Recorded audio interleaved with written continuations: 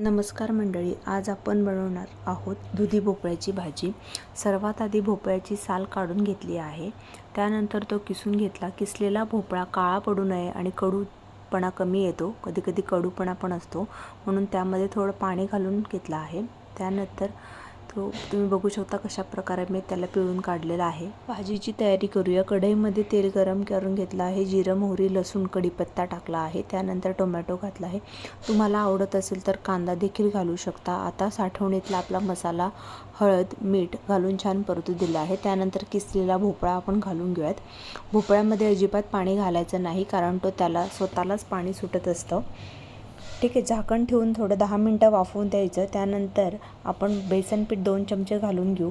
बेसन पिठाने चव अगदी उत्कृष्ट येते। तुम्ही यात दाण्याचा कूट देखील वापरू शकता। वाफेवरती अगदी 10 मिनटामध्ये भाजी आपली तयार होते। ही चमचमीत भाजी वरण, भात आणि चपाती सोबत तुम्ही एन्जॉय करू शकता। भाकरीसोबत पण अप्रतिम लागते। जर तुम्हाला अशी साधी रेसिपी आवडली असेल तर नक्की सबस्क्राईब करून ठेवा।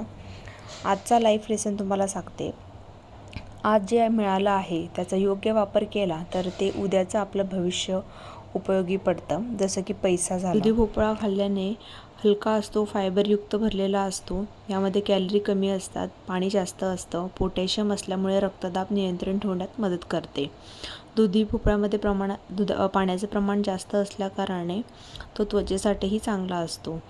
चला तर नक्की सबस्क्राईब करून ठेवा, लाईक करा, शेअर करा आणि चला तर भेटूया एक नवीन रेसिपीसोबत। तोपर्यंत बाय बाय, थँक्यू।